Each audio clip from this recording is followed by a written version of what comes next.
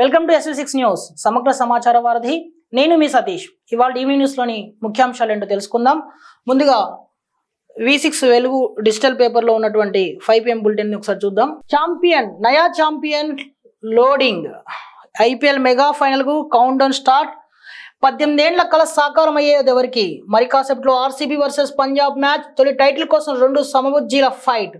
Cricket అభిమానుల్లో తీవ్ర ఉత్కంఠ. ప్రపంచవ్యాప్తంగా జోరుగా బెట్టింగ్లు. బెంగళూరులో ఐటీ వివిధ సంస్థలకు సెలవులు. ముగింపు వేడుకలకు రియల్ హీరోస్. భారత సాయుధ దళాలను సత్కరించనున్న BCCI. IPL ఫైనల్కు కౌంట్ డౌన్ స్టార్ట్ అయింది. క్రికెట్ ఫ్యాన్స్ ఎప్పుడెప్పుడు అని ఎదురు చూస్తూ ఉన్న హై వోల్టేజ్ మ్యాచ్కు సర్వం సిద్ధమైంది. కాసేపట్లో అహ్మదాబాద్ నరేంద్ర మోదీ స్టేడియంలో royal challenge Bengaluru Punjab Kings final. అంటే ఇప్పుడు మనం చదివే టైంకి స్టార్ట్ అయిపోద్ది. సో దీన్ని ప్రధాన వార్తగా తీసుకున్నారు. RCB ఇంతకుముందు 2009, 2011, 2016లో IPL ఫైనల్కు వెళ్ళింది. కానీ గెలుపు ముంగిట బోల్తా కొట్టింది. తిరిగి మళ్ళీ చాలా రోజుల తర్వాత 2025 సీజన్లో 4వ ఫైనల్కు దూసుకొచ్చింది. ఇక పంజాబ్ కింగ్స్ విషయానికి వస్తే 2014లో తొలిసారి ఫైనల్కు వచ్చిన తర్వాత తిరిగి 11 ఏళ్లకు ఆ జట్టు తుది పోరుకు చేరుకుంది. ఈ రెండు జట్లకు 18 ఏళ్లుగా IPL ట్రోఫీ గెలవడం తీరని కలగా మిగిలిపోయింది. కాబట్టి ప్రస్తుతం IPL 2025 ట్రోఫీ ఏ జట్టు గెలిచినా వారికి ఇదే తమ తొలి కప్ కానుంది. ఐపీఎల్లో RCB, పంజాబ్ కింగ్స్ ప్రస్తుతం సమవుజ్జులుగా ఉన్నాయి. ఈ రెండు టీమ్స్ ఇప్పటివరకు 36 సార్లు ముఖాముఖి తలపడ్డాయి. సరి సమానంగా చెరో 18 మ్యాచ్ల్లో విజయం సాధించాయి. వీటిలో ఏ జట్టు గెలిచినా కొత్త ఛాంపియన్ అవతరించినట్లే. క్వాలిఫైయర్స్లో RCB, పంజాబ్ కింగ్స్ను ఓడించడం బెంగళూరుకు సానుకూల అంశం. టైటిల్ని ఎగరేసుకుపోయేలా బలంగా కనిపించిన ముంబై ఇండియన్స్ను క్వాలిఫైయర్ 2లో ఓడించడంతో పంజాబ్ కింగ్స్లో ఆత్మవిశ్వాసం పెరిగింది.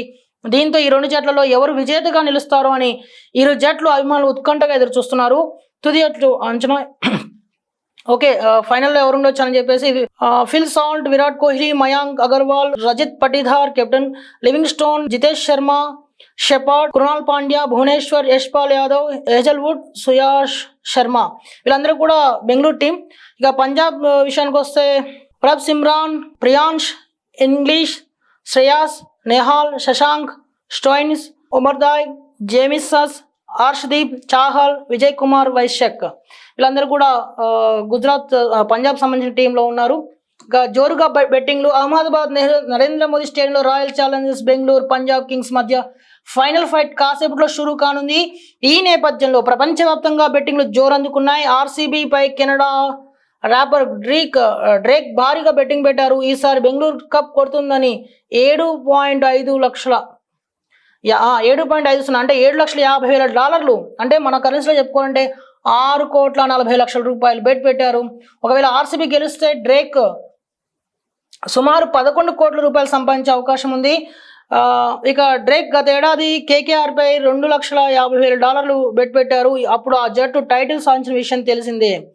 ఇక మెట్రో సిటీలపై పోలీసుల నజర్. RCB పంజాబ్ ఫైనల్ ఫైట్ సందర్భంగా మెట్రో నగరాల్లో బెట్టింగ్ జోరందుకున్నాయి. ఆన్లైన్, ఆఫ్లైన్లో బుకీలు బిజినెస్ చేస్తున్నారు. ఈ నేపథ్యంలో హైదరాబాద్లోని పబ్స్, రెస్టారెంట్స్, అపార్ట్మెంట్లు, విల్లాలు, నగర శివార్లోని ఫామ్ హౌస్లో గిరాకీ పెరిగింది. దీంతో పందెం రాయిలపై టాస్క్ ఫోర్స్ SOT పోలీసులు ఫోకస్ చేశారు. IPL 2025 ముగింపు వేడుకలకు రియల్ హీరోస్ హాజరు కానున్నారు. ఆపరేషన్ సింధూర్ విజయం నేపథ్యంలో భారత సాయుధ దళాలకు కృతజ్ఞతలు తెలుపుతూ BCCI ఆధ్వర్యంలో ప్రత్యేక కార్యక్రమం సైతం ఇందులో భాగంగా నిర్వహించనున్నారు. ఇందులో ప్రముఖ గాయకుడు శంకర్ మహాదేవన్, ఆయన కుమారుడు శివం సిద్ధార్థ్ మహాదేవన్ పాల్గొంటారని సమాచారం. ఆపరేషన్ సింధూర్లో సేవలందించిన భారత త్రివిధ దళాల ప్రతినిధులను ఈ సందర్భంగా సత్కరించనున్నారు. పహల్గామ్ ఉగ్రదాడిలో చనిపోయిన వారికి నివాళులు అర్పించనున్నారు. ఇది ఇక్కడ విషయం. సో మొత్తం క్రికెట్ IPL ఫైనల్ ఫీవర్ అందరిలోనూ ఉందని చెప్పవచ్చు. నాకు తెలిసి ఇప్పటికే అందరూ టీవీలకు అతుక్కుపోయి ఉంటారు. ఒక పక్కన బెట్టింగ్ రాయళ్ళు, ఒక పక్కన ఉంటే ఇంకో పక్కన క్రికెట్ అభిమానులు, వీరాభిమానులు, ఇంకో పక్కన మొత్తం అందరూ కూడా దేశవ్యాప్తంగా ఈ IPL ఫైనల్ పైన అందరి దృష్టి ఉంది. మరో పక్కన పోలీసులు కూడా దీనిపైన పూర్తి దృష్టి సారించినట్టుగా తెలుస్తుంది. ఇటు బెట్టింగ్ అరికట్టేందుకు, అలాగే ఈ పబ్బులు వాటన్నింటిపైన కూడా ఫామ్ హౌస్లు ఇవన్నిటిపై కూడా SOT పోలీసులు, అలాగే మన ఈ పోలీసులు అందరూ కూడా కలిసి దీనిపైన ఆపరేషన్ అంటే ఎక్కడెక్కడ బెట్టింగ్ నిర్వహిస్తున్న అనుమానం ఉన్న ప్రతి చోట కూడా వాళ్ళు పూర్తి స్థాయిలో దృష్టి పెట్టి వాటిపైన నిఘా ఉన్నట్టుగా మనకు తెలుస్తుంది. అయితే ఈ IPL సీజన్కి ప్రత్యేకంగా చెప్పాలంటే పహల్గామ్ దాడికి సంబంధించినటువంటి ఆపరేషన్ సింధూర్లో ఎవరైతే పాల్గొన్నారో త్రివిధ దళాలకు సంబంధించినటువంటి వారిని ప్రత్యేకంగా ఈరోజు గుజరాత్లోని అహ్మదాబాద్ మన నరేంద్ర మోదీ స్టేడియంలో ఈరోజు సత్కరించనున్నారు. ఇది ఇవాల్టి హైలైట్స్గా చెప్పుకోవచ్చు మనం. ఇక ఈ మ్యాచ్లో ఈ ఫైనల్లో ఎవరు గెలిచినా, అంటే అటు ఆర్సీబీ కానీ ఇటు పంజాబ్ కింగ్స్ కానీ ఎవరు గెలిచినా కూడా వాళ్ళకి ఇదే తొలి కప్ అవుతుంది. ఇది నిజంగానే ఒక చరిత్రగా ఐపీఎల్ చరిత్రలో ఒక ప్రత్యేక అధ్యాయంగా నిలుస్తుంది. ఇటు ఆర్సీబీ అటు పంజాబ్ కింగ్స్ ఈ రెండు కూడా సమూజ్యులుగా చెప్తున్నారు. అవి రెండు కూడా 36 సార్లు పోటీ పడితే 36 సార్లలో 18 సార్లు ఆర్సీబీ గెలిస్తే 18 సార్లు పంజాబ్ గెలిచింది. రెండు కూడా ఒక సమానమైన అంటే రెండు కూడా ఒకే హోదాలో ఉన్నట్టు, ఒకే స్థాయిలో ఉన్నాయి. ఇప్పుడు ఎవరు గెలుస్తారనేది ఉత్కంఠ అయితే నెలకొంది. ఈ ఐపీఎల్ ముగింపు ఎలా ఉండబోతున్న దానిపైనే ప్రపంచవ్యాప్తంగా ఉన్నటువంటి క్రికెట్ అభిమానులు అందరూ కూడా ఆసక్తిగా ఎదురు చూస్తున్నారు. ఇక మరో వార్తకి వెళ్దాం. మీరు చరిత్రకారుల భాషావేత్తన, క్షమాపణ చెప్తే సమస్య ఉండదు. కమల్ హాసన్ పై కర్ణాటక హైకోర్టు ఆగ్రహం వ్యక్తం చేసింది. సో దానిపై ఒకసారి చూద్దాం. కన్నడ భాషకు మాతృక తమిళే అంటూ నటుడు కమల్ హాసన్ చేసిన వ్యాఖ్యల నేపథ్యంలో థగ్ లైఫ్ విడుదలను నిషేధించాలని కోరుతూ Karnataka film chamber of commerce హైకోర్టులో పిటిషన్ దాఖలు చేసిన విషయం తెలిసిందే. ఇవాళ విచారణకు స్వీకరించిన హైకోర్టు కమల్ హాసన్ పై ఆగ్రహం వ్యక్తం చేసింది. మీరు కమల్ హాసన్ కావచ్చు లేదా మరెవరైనా కావచ్చు, ప్రజల మనోభావాలను దెబ్బతీయలేరు. ఒక ప్రజాప్రతినిధిగా అలాంటి ప్రకటన చేయకూడదు. మీ కామెంట్స్ వల్ల అశాంతి ఏర్పడింది. కన్నడ ప్రజలు మిమ్మల్ని క్షమాపణ మాత్రమే అడిగారు. మీరు ఏ ప్రాతిపదికన ఆ ప్రకటన చేశారు? మీరు ఏమైనా చరిత్రకారులా లేక భాషావేత్తనా? ఎందుకు అలాంటి వ్యాఖ్యలు చేశారు అని హైకోర్టు ప్రశ్నించింది. ఎంత పెద్ద నటుడైనప్పటికీ ప్రజల మనోభావాలను దెబ్బతీసే హక్కు ఆయనకు లేదని హెచ్చరించింది. ఒక్క క్షమాపణ చెబితే అన్నీ పరిష్కారమయ్యే అని వ్యాఖ్యానించింది. క్షమాపణ చెప్పని పక్షంలో కర్ణాటకలో సినిమాలు ఎందుకు ప్రదర్శించాలనుకుంటున్నారు? వదిలేసేయండి. భావ వ్యక్తీకరణ స్వేచ్ఛ హద్దులు దాటి ప్రజల మనోభావాలను దెబ్బతీయకూడదు కదా. క్షమాపణ చెబితే ఏ సమస్య ఉండదు. మీ సినిమాను ప్రదర్శించడం ద్వారా కర్ణాటక నుంచి కూడా మీరు కోట్లను ఆర్జించవచ్చని పేర్కొంది. కమల్ హాసన్ ఉద్దేశపూర్వకంగా ఆ వ్యాఖ్యలు చేయలేదని ఆయన తరపున న్యాయవాది కోర్టు దృష్టికి తీసుకురాగా, పరిస్థితుల కారణంగా బాధితుడయ్యే వ్యక్తికి వాటిని సృష్టించే వ్యక్తికి మధ్య చాలా తేడా ఉంది. ఇప్పటికీ కమల్ హాసన్ బాహాటంగా తన అభిప్రాయాన్ని ప్రకటించారు. దాన్ని మీరు ఎప్పుడు కప్పిపుచ్చుకోలేరు. మిగిలింది క్షమాపణ చెప్పడమే అని హైకోర్టు పేర్కొంది. మీరే పరిస్థితి చేదాటిపోయేలా చేశారు. ఇప్పుడు మీ సినిమాను రక్షించుకోవాలని కోరుతున్నారు అని కోర్టు వ్యాఖ్యానించింది.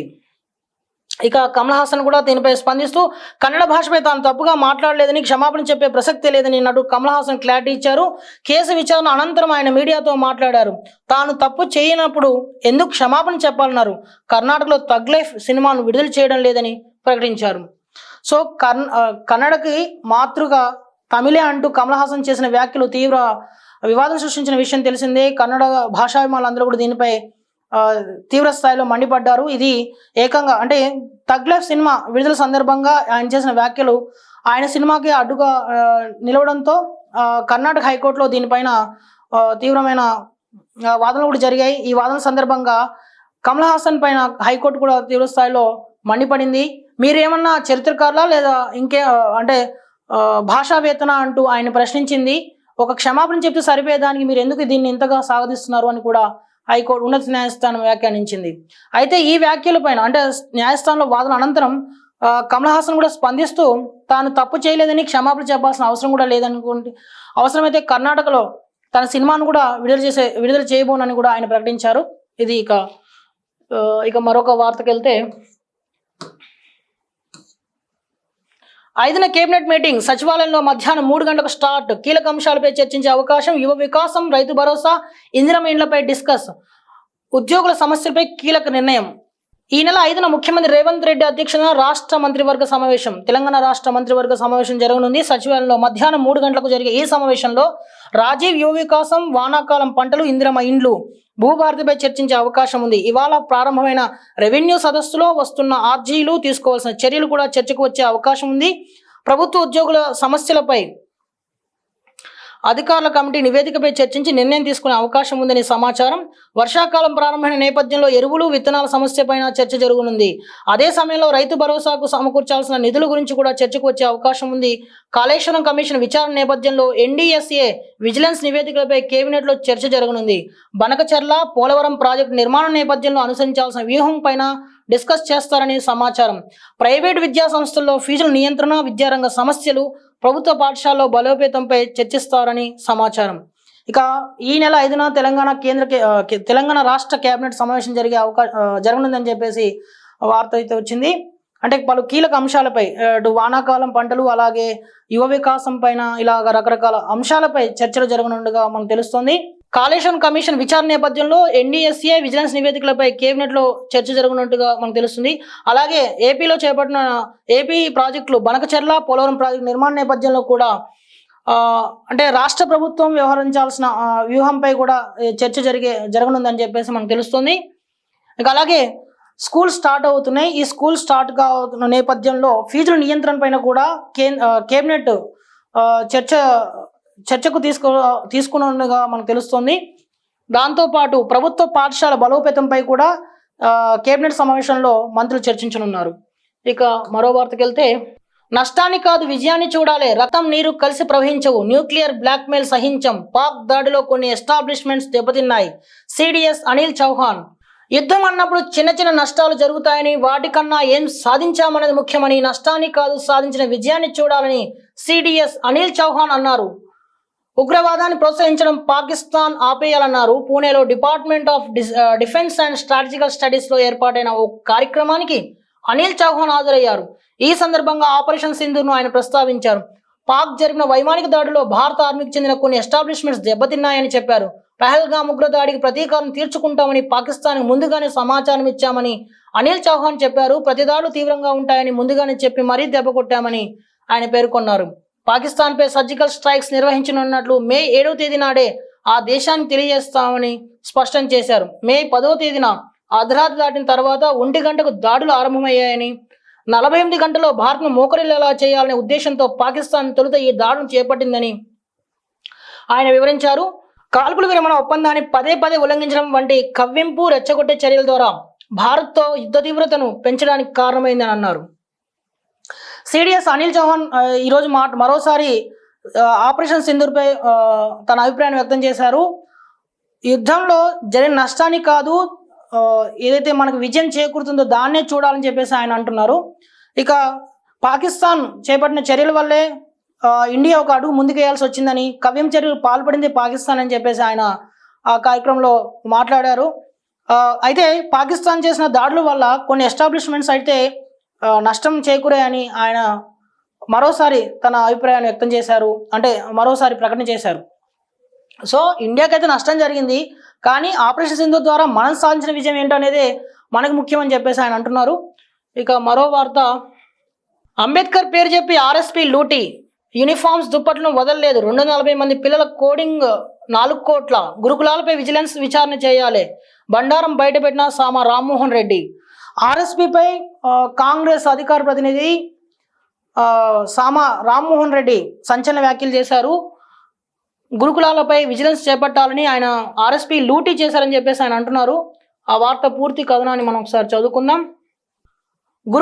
గురుకుల విద్యా సంస్థలు పనిచేసిన ఆర్ఎస్ ప్రవీణ్ కుమార్ అంబేద్కర్ పేరు చెప్పి ఆయన రాసిన రాజ్యాంగాన్ని తొంగలో తొక్కారని టీపీసీ అధికార ప్రతినిధి సామ రామ్మోహన్ రెడ్డి అన్నారు. తన హయాంలో గురుకులాలు వెలిగిపోయాయంటూ ప్రభుత్వంపై బురద జల్లే ప్రయత్నం చేస్తున్నారన్నారు. 240 మంది కోడింగ్ చేసేందుకు 4 కోట్లు ఖర్చు చేశారని, 3 సంస్థల పేరుతో కోడింగ్ నేర్పిస్తామని 2ంటికి అనుమతి తీసుకున్నారన్నారు. ఈ టెండర్ కూడా పూర్తి చేయలేదని ఆయన చెప్పారు.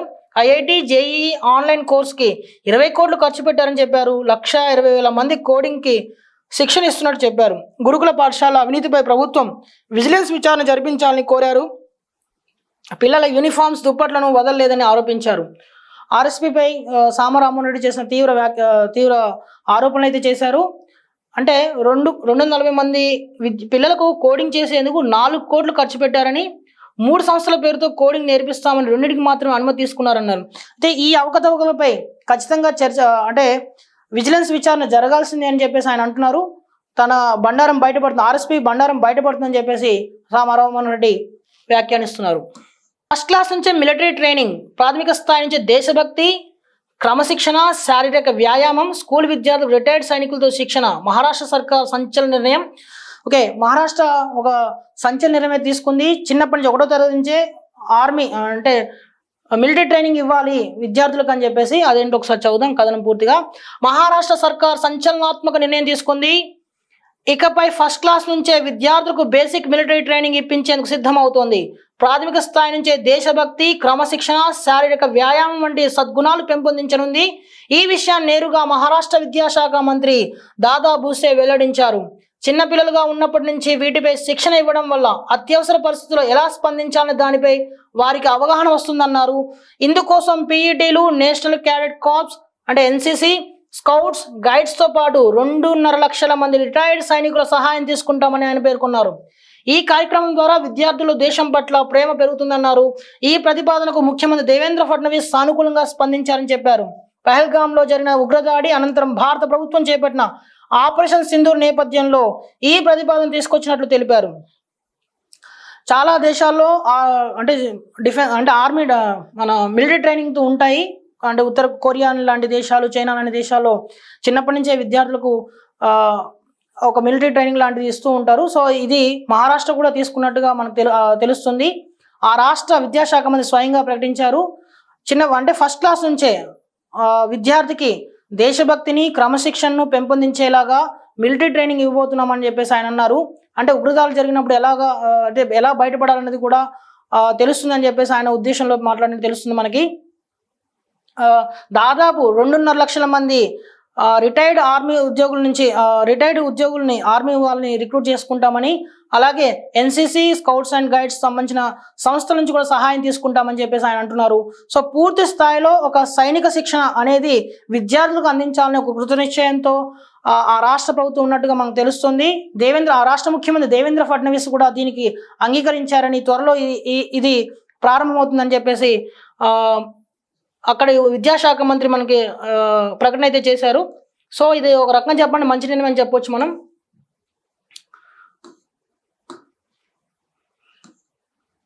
కేసీఆర్ ఇంకా ఈ పేపర్లో ఉన్నటువంటి ఇంకా మిగతా వార్తలు చూసుకుంటే, కేసీఆర్ నిజాధిపరుడైతే విచారణకు హాజరు కావాలి, తప్పే లేకపోతే పోస్ట్ పోన్ చేయడం ఎందుకు, హరీష్ ఈటల కూడా కమిషన్ ముందు వివరణ ఇవ్వండి, రాజకీయ కుట్రగా చిత్రీకరించే ప్రయత్నం మంత్రి సీతక్క వ్యాఖ్యానించారు. అంటే కేసీఆర్ విచారణకి ఆయన 5వ తారీఖున హాజరు కావాల్సింది, కానీ ఆయన దాన్ని 11కి జరుపుకున్నారు. రిక్వెస్ట్ చేయడంతో అది 11కి మళ్ళీ మారింది డేట్. సో కాళేశ్వరం కమిషన్ విచారణకి ఆయన తప్పక హాజరు కావాలి, హాజరై తన నిజాయితీ నిరూపించుకోవాలని చెప్పి మంత్రి సీతక్క డిమాండ్ చేస్తున్నారు. ఇక రాష్ట్రంలో 20 లక్షల కొత్త రేషన్ కార్డులు, 10 ఏళ్లలో ఒక్క రేషన్ కార్డు కూడా ఇవ్వలే, కమిషన్ల కోసం మాత్రం కేసీఆర్ కాళేశ్వరం కట్టిండు, అర్హులందరికీ ఇందిరమ్మ ఇండ్లు ఇస్తాం, చెన్నూరు ఎమ్మెల్యే వివేక్ వెంకటస్వామి. ఇక పెండ్లైన 14 రోజులకే గుండెపోటుతో నవ్వోడు మృతి, ఇది ఎక్కడ జరిగింది? మెదక్ జిల్లాలో చోటు చేసుకుంది. ఇది కొల్చారం మండలం అంసాన్పల్లి గ్రామానికి చెందిన అక్కమొల్ల సాయి కిరణ్ అలియాస్ చింటూ 19 ఏళ్ళు. ఈ నెల 20వ తేదీన అదే గ్రామానికి చెందిన అనుషతో పెళ్లి జరిగింది. సాయి కిరణ్ ఉపాధి కోసం పెయింటర్గా పనిచేయడంతో పాటు బ్యాండ్ కొట్టేందుకు కూడా వెళ్తుంటాడు. ఈ క్రమంలో నిన్న రాత్రి గ్రామంలో ఓ ఇంట్లో పెళ్లి కార్యక్రమంలో బ్యాండ్ కొట్టేందుకు వెళ్ళాడు. అర్ధరాత్రి ఇంటికి వచ్చి పడుకోగా ఉదయం లేచేసరికి బాత్రూమ్కి వెళ్ళగా అకస్మాత్తుగా గుండెపోటు వచ్చి అక్కడే కొప్పుకునే ప్రాణాలు కోల్పోయాడు. నవవరుడు మృతి చెందడంతో గ్రామంలో తీవ్ర విషాచారాలు అలముకున్నాయని చెప్పేసి మనకు తెలుస్తుంది. సో వయసు చాలా చిన్నది, 19 ఏళ్ళకే గుండెపోటు రావడం, అది కూడా పెళ్ళైన 2 వారాలకే ఆయన మృతి చెందడంతో గ్రామం కూడా తీవ్ర విషాచారాలు, గ్రామం మొత్తం కూడా విషాచారాలు అలముకున్నాయని తెలుస్తుంది మనకి. ప్రతిరోజు ప్రజాసేవలో గాంధీ భవన్లో రోజు 2 ప్రజాప్రతినిధులు, ప్రజల నుంచి వినతుల స్వీకరణ, పరిష్కారం. ఈ నెల 10న సరికొత్త కార్యక్రమం శ్రీకారం, రేపటి నుంచి మంత్రులతో ముఖాముఖి సైతం పునః ప్రారంభం. తెలంగాణ ప్రజల నుంచి వచ్చే విజ్ఞప్తులను ప్రభుత్వం చేత పరిష్కరించే విషయంలో కాంగ్రెస్ ప్రభుత్వం మరో కీలక నిర్ణయం తీసుకుంది. ఈ నెల 10 నుంచి గాంధీ భవన్లో ప్రజలకు అందుబాటులో ప్రజాప్రతినిధులు ఉండేలా సరికొత్త కార్యక్రమం టీపీసీసీ శ్రీకారం చుట్టింది. ఇదివరకే మంత్రులతో ముఖాముఖి కార్యక్రమం నిర్వహిస్తుండగా తాజాగా పీసీసీ అధ్యక్షుడు మహేష్ కుమార్ గౌడ్ సూచన మేరకు ప్రతిరోజు 2 ప్రజాప్రతినిధులు గాంధీ భవన్లో అందుబాటులో ఉండేలా కార్యక్రమం రూపొందించారు. ప్రభుత్వం నుంచి చేయాల్సిన కార్యక్రమాలు అయితే నేరుగా మంత్రులు, అధికారుల దృష్టికి తీసుకెళ్తారు. తొలుత 2 కార్పొరేషన్ చైర్మన్లతో జూన్ 10వ తేదీ నుంచి ప్రతిరోజు ఉదయం 10 గంటల నుంచి మధ్యాహ్నం 1 గంట వరకు అందుబాటులో ఉంటారు.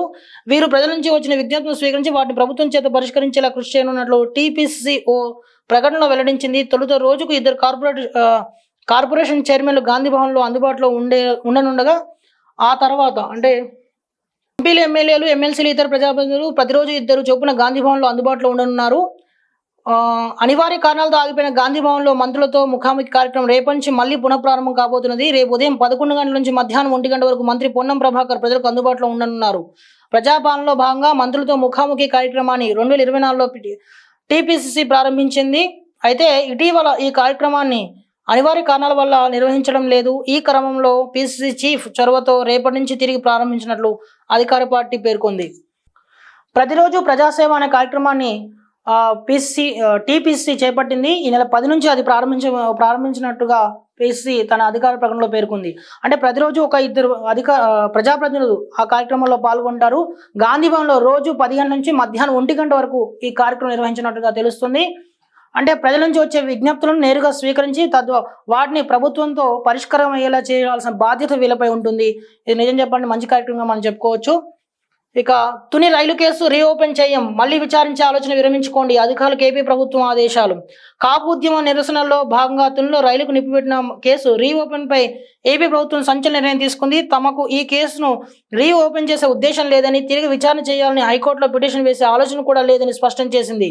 సున్నితత్వ విషయాల్లో అలసత్వం వద్దని, తుని కేసును మళ్లీ విచారించే ఆలోచన వెంటనే విరమించుకోవాలని అధికారులకు ప్రభుత్వం ఆదేశాలు ఇచ్చింది. ఈ కేసును విజయవాడ రైల్వే కోర్టు కొట్టివేసింది. కాపు ఉద్యమకారులపై ఉన్న కేసును కూడా గత వైసీపీ ప్రభుత్వం ఎత్తివేసింది. ఈ కేసుపై హైకోర్టులో అప్పీల్ చేయాలని హోంశాఖ ముఖ్య కార్యదర్శి విశ్వజిత్ ఉత్తర్వులు జారీ చేశారు. ఈ నిర్ణయంపై పెద్ద ఎత్తున వ్యతిరేకత రావడం సున్నితమైన అంశం కావడంతో కూటమి ప్రభుత్వం నిర్ణయాన్ని వెనక్కి తీసుకున్నట్లు తెలుస్తుంది. అంటే చంద్రబాబు నాయుడు ప్రభుత్వంలో 2014 నుంచి 2019 వరకు ఉన్న ప్రభుత్వంలో తుని రైలు ఘటన చాలా సంచలన విషయం అని చెప్పొచ్చు. ఆనాటి కాపు ఉద్యమానికి సంబంధించినటువంటి నేతలందరూ కూడా సభకు బయలుదేరుతుండగా తుని దగ్గర రైలు ప్రమాదం అయితే చోటు చేసుకుంది. ఈ ప్రమాదానికి కారణం ప్రతిపక్షం అంటే అధికార పక్షం అంటే ప్రతిపక్షం అన్నట్టుగా ఆరోపణలతో ఆ రోజులో జరిగింది. అయితే తర్వాత వైసీపీ వచ్చిన తర్వాత ఆ కేసును ఆ ఘటనకు సంబంధించిన కేసును పూర్తిగా ఉపసంహరించుకుంది. అయితే తాజాగా మరోసారి అంటే కూటమి ప్రభుత్వం ఏర్పడిన తర్వాత మళ్ళీ ఆ కేసును రీఓపెన్ చేయనున్నట్టుగా మనకి అంటే వార్తలు వెలువడంతో పెద్ద ఎత్తున వ్యతిరేకత వచ్చింది. సో మళ్ళీ కూటమి ప్రభుత్వం దీని నుంచి వెనక్కి వస్తున్నట్టు, ఇలాంటి సున్నితమైన అంశాలపైన మళ్ళీ కేసును రీఓపెన్ చేసి దాన్ని ఆ తేనెతోటిని కదిలించుకోదలుచుకోలేదు అన్నట్టుగా మనకు అర్థమవుతుంది. మళ్ళీ వెళ్ళి కాపు నేతల్లో అంటే కాపు వర్గంలో ఒక రకమైన అసంతృప్తిని తీసుకొచ్చేటట్టుగా ఉన్నటువంటి ఇలాంటి అంశాలపై అంటే ఆ వర్గానికి వ్యతిరేకంగా వెళ్ళకూడదనే ఉద్దేశంతో ప్రభుత్వం ఈ నిర్ణయం తీసుకున్నట్టుగా మనకు తెలుస్తుంది. ఇక మరో వార్త, జగన్ది రాజకీయ ఆత్మహత్య, గంజాయి బ్యాచ్ను పరామర్శించడమా? ఏపీ డిప్యూటీ స్పీకర్ రఘురామ సంచలన వ్యాఖ్యలు. తెనాలిలో గంజాయి బ్యాచ్ను పరామర్శించిన మాజీ సీఎం జగన్ రాజకీయంగా ఆత్మహత్యకు పాల్పడ్డారని అసెంబ్లీ డిప్యూటీ స్పీకర్ రఘురామకృష్ణరాజు ఆరోపించారు. ఇవాళ అమరావతిలో రఘురామకృష్ణరాజు పర్యటించారు. ఈ సందర్భంగా ఆయన మాట్లాడుతూ రాజకీయాల్లో ఆత్మహత్యలే తప్ప హత్యలు ఉండవనే సామెత జగన్ లాంటి వారిని చూసే వచ్చినట్లు ఉందని విమర్శించారు. పోలీసులపై హత్యాయత్నం చేసిన గంజాయి బ్యాచ్కు జగన్ అండదండలా అని ప్రశ్నించారు. గంజాయి బ్యాచ్కు జగన్ సానుభూతి పలకడం బాధాకరం అన్నారు. సునీల్ కుమార్తో తనను కస్టడీలో కొట్టించింది జగనే అని రఘురామరాజు ఆరోపించారు. అరాచకాలు చేసే వారికి జగన్ మద్దతు ఇవ్వడం దారుణమన్నారు. గత ప్రభుత్వంలో డాక్టర్ సుధాకర్ను ఎందుకు పరామర్శించలేదని ప్రశ్నించారు. రేపు వైసీపీ వెన్నుపోటు దినోత్సవం తనకు ఓటేయని ప్రజలపై చేస్తోందని రఘురామకృష్ణరాజు ధ్వజమెత్తారు. రేషన్ కార్డు లేకుండా ఆరోగ్యశ్రీ కార్డులు ఇవ్వాలి.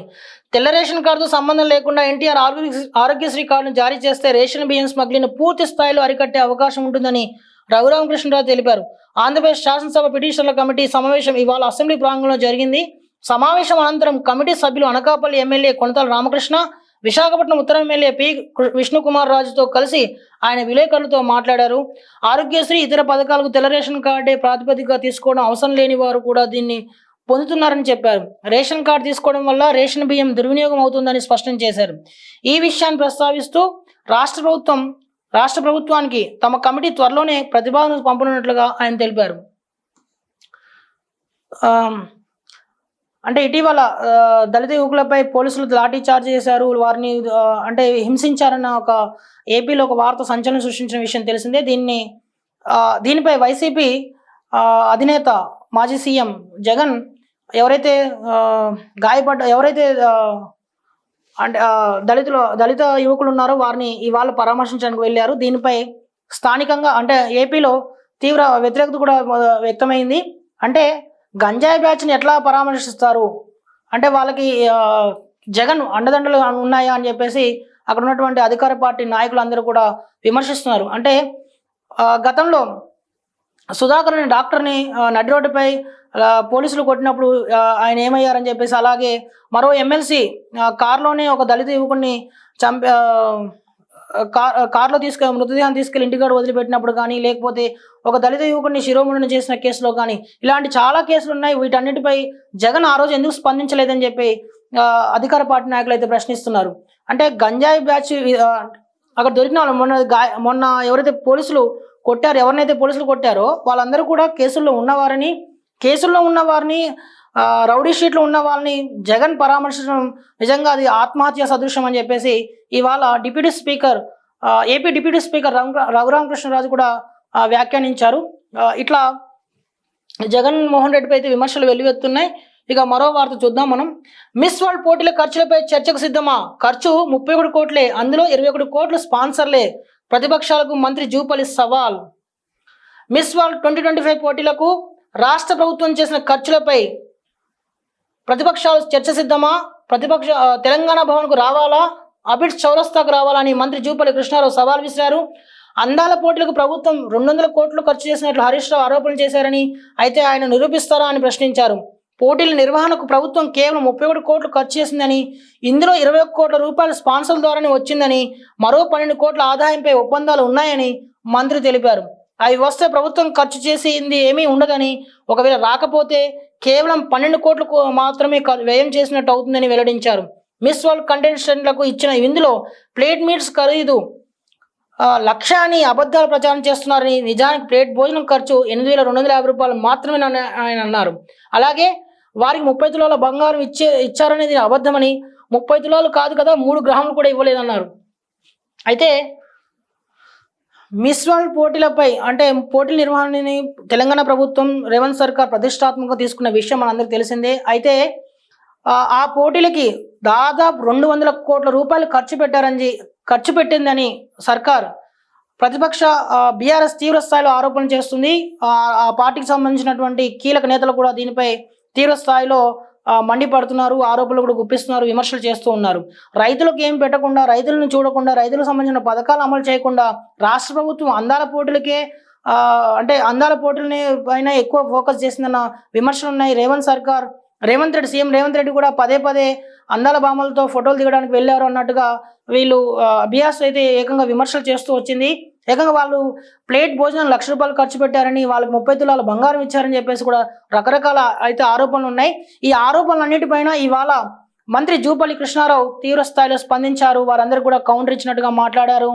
30 తులాలు కాదు కదా 3 గ్రాములు కూడా తాము ఇవ్వలేదని, అబద్ధ ప్రచారాలు చేస్తుందని బీఆర్ఎస్ పై ఆయన మండిపడ్డారు. అలాగే తమకైన ఖర్చు 200 కోట్లు కాదని కేవలం 31 కోట్లు మాత్రమే అన్నారు. దాంట్లో దాదాపు 20 కోట్లు తిరిగి వచ్చాయని, రావాల్సింది ఇంకా 12 కోట్లు ఉందని చెప్పి దానికి కూడా ఒప్పందాలు ఉన్నాయని, ఒకవేళ రాకపోయినా నష్టం జరిగేది ఏం లేదని, ఖర్చు పెట్టింది 12 కోట్ల రూపాయలు మాత్రమే అని చెప్పేసి ఆయన అంటున్నారు. ఇక ఒకవేళ దీనిపై చర్చకు సిద్ధమా అని చెప్పి బీఆర్ఎస్ సవాల్ విసిరారు. తెలంగాణ భవన్కు రమ్మంటారా, లేదంటే అబిడ్స్ చౌరస్తాకు వస్తారని చెప్పేసి బీఆర్ఎస్ నేతలను ఆయన సవాల్ చేశారు. ప్రభుత్వంపై అబద్ధ ప్రచారం చేస్తున్నారని చెప్పి ఆయన తీవ్ర స్థాయిలో ఖండించారు. ఇక మరో వారు చూద్దాం. వారి ప్రేమ మరవలేనిది, నా హృదయాన్ని కలిసివేస్తుంది. గుల్జార్ హౌస్ ప్రమాద చిహ్నాలు ఫోటోస్ జతచేస్తూ ఓపల్ సుచాత పోస్ట్. ఇటీవల మిస్ వరల్డ్ 2025 కిరీటం గెలుచుకున్న థాయిలాండ్ సుందరిమణి ఓపల్ సుచాత తాజాగా తన అధికారిక ఇన్స్టాగ్రామ్ వేదికగా ఓ ఎమోషనల్ పోస్ట్ చేశారు. మే 18 హైదరాబాద్లోని చార్మినార్ ప్రాంతంలోని గుల్జార్ హౌస్ వద్ద జరిగిన అగ్ని ప్రమాదంలో 17 మంది ప్రాణాలు కోల్పోయిన విషయం తెలిసిందే. ఈ విషాద ఘటనపై ఓపల్ సుచాత స్పందించారు. ప్రమాదం జరగకముందు తన పర్యటనలో భాగంగా అక్కడి మోడీ పెల్స్ షాప్ లో తనను కలిసిన చిన్నారుల ప్రమాదంలో కన్నుమూశారని తెలిసి భావోద్వేగానికి గురయ్యాయని పేర్కొన్నారు. వారి ప్రేమ మరవలేనిదని, ఆ ఘటన తన హృదయాన్ని కలిచివేస్తుందని ఆమె పేర్కొన్నారు. ఇక్కడ చూస్తున్నారు కదా, ఈ చిన్నారులు ఆ ప్రమాదంలో అంటే గుల్జార్ హౌస్ ప్రమాదంలో కన్నుమూశారు. వాళ్ళ ఫోటోల్ని తన ఇన్స్టాగ్రామ్ పేజ్లో జత చేస్తూ ఇక్కడ చూడండి, చిన్నారులు పాపం వాళ్ళు చూస్తేనే మనకి జాలి వస్తుంది. సో వాళ్ళ ఫోటోల్ని తన ఇన్స్టాగ్రామ్ పేజ్లో పోస్ట్ చేసి భావోద్వేగమైన పోస్ట్ ఎవరైతే పెట్టారు, వ్యాఖ్యలు అయితే చేశారు ఓపల్ సుజాత. ఇటీవల మిస్ వరల్డ్ 2025 కిరీటం గెలుచుకున్న థాయిలాండ్ సుందరి మన ఓపల్ సుజాత తాజాగా తన అధికారిక ఇన్స్టాగ్రామ్ వేదికగా ఎమోషనల్ పోస్ట్ చేశారు. చిన్నారులు వారి ఇంటికి ఆహ్వానించగా మరోసారి వస్తానని వారికి చెప్పినట్లు తెలిపారు. కానీ దురదృష్టవశాత్తు ఆ పిల్లలతో పాటు కుటుంబ సభ్యులు ప్రమాదంలో చనిపోయారని ఆవేదన వ్యక్తం చేశారు. తన విజయాన్ని చూడకుండానే కన్నుమూయడం బాధాకరమని పేర్కొన్నారు. ఇది నా హృదయాన్ని కలిచివేస్తుందని వెల్లడించారు. స్వర్గప్రాప్తిరస్తు, మన తదుపరి జీవితంలో మళ్ళీ కలుద్దాం అని ఆవేదనతో షాప్లో 3 చిన్నారులతో దిగిన ఫోటోను ఓపల్ సుజాత పోస్ట్ చేయగా నెట్టింటే వైరల్గా మారింది. మరోసారి వస్తానని చెప్పారు. చూస్తున్నారు కదా, ఈ చిన్నారులతోనే ఓపల్ మిస్ వరల్డ్ టైటిల్ విజేత ఓపల్ సుజాత ఫోటో దిగారు. ఆ 3 చిన్నారులు కూడా తనైతే మాట ఇచ్చారని మళ్ళీ కలుద్దామని చెప్పేసి గెలిచిన తర్వాత వస్తా అని చెప్పేసి అన్నారంట. అయితే వాళ్ళని కలవకుండానే ఆ ప్రమాదంలో వారు చనిపోవడంతో తను తీవ్ర ఉద్వేగానికి గురని చెప్పేసి ఆ పోస్టులో తెలిపారు. మరో జన్మ అంటూ ఉంటే మళ్ళీ కలుద్దామంటూ ఆమె వ్యాఖ్యానించారు. ఈ పోస్ట్ ప్రస్తుతం నెట్టింట వైరల్ అవుతుంది. ఓపల్ సుజాత తన ఇన్స్టాగ్రామ్ పేజ్లో దీన్ని పోస్ట్ చేశారు. ఆ 3 చిన్నారులు వీళ్ళే. ఇక మరో వారు చూద్దాం. కవితపై చర్యలేవి, బీజేపీలో బీఆర్ఎస్ విలీనం ఖాయం, ప్రభుత్వ వైపు ఆది శ్రీనివాస్ హాట్ కామెంట్స్. పార్టీకి వ్యతిరేకంగా మాట్లాడుతున్న ఎమ్మెల్సీ కవిత పైన బీఆర్ఎస్ పార్టీ ఎందుకు చర్యలు తీసుకోవడం లేదని ప్రభుత్వ వైపు ఆది శ్రీనివాస్ ప్రశ్నించారు. ఈ మేరకు ఆయన ఇవాళ సిఎల్పిలో మీడియాతో మాట్లాడుతూ కవిత వ్యాఖ్యలపై ఇప్పటివరకు కేసీఆర్, కేటీఆర్, హరీష్ రావు స్పందించలేదని అన్నారు. హరీష్ రావుకు దమ్ముంటే ముందు కవిత ప్రశ్నకు సమాధానం చెప్పాలని డిమాండ్ చేశారు. బీఆర్ఎస్ ఏ పార్టీతో పొత్తు పెట్టుకోలేదని హరీష్ రావు చెబుతున్నారని, అయితే ఆ పార్టీ ఉంటే కదా పొత్తు పెట్టుకునేదని సెటైర్ వేశారు. బీఆర్ఎస్ను బీజేపీలో విలీనం చేయడానికి ప్రయత్నాలు జరుగుతున్నాయని చెప్పేసి స్వయంగా కేసీఆర్ కూతురే బయటపెట్టారని గుర్తు చేశారు. బీజేపీలో బీఆర్ఎస్ విలీనం కావడం ఖాయమని, సరైన సమయంలో ఇద్దరు ఒకటైపోతారన్నారు. రైతులకు ఎవరు ఏం చేశారన్న అంశంపై హరీష్ రావుతో బహిరంగ చర్చకు సిద్ధమని శ్రీనివాస్ సవాల్ విసిరారు. అయితే బీఆర్ఎస్ పార్టీపై తీవ్ర విమర్శలు చేసిన కవితపై చర్యలు ఎక్కడున్నాయని చెప్పేసి ప్రభుత్వ వైపు ఆది శ్రీనివాస్ వ్యాఖ్యానించారు. బీజేపీలో కలుస్తామని చెప్తున్నారు కానీ అసలు అప్పటికి బీఆర్ఎస్ పార్టీ ఉంటేనే కదా అని ఆయన సెటైర్ కూడా వేశారు. సో ఇది ఇవాల్టి ఈవినింగ్ న్యూస్. మరో రోజు మళ్ళీ కలుద్దాం. Thank you.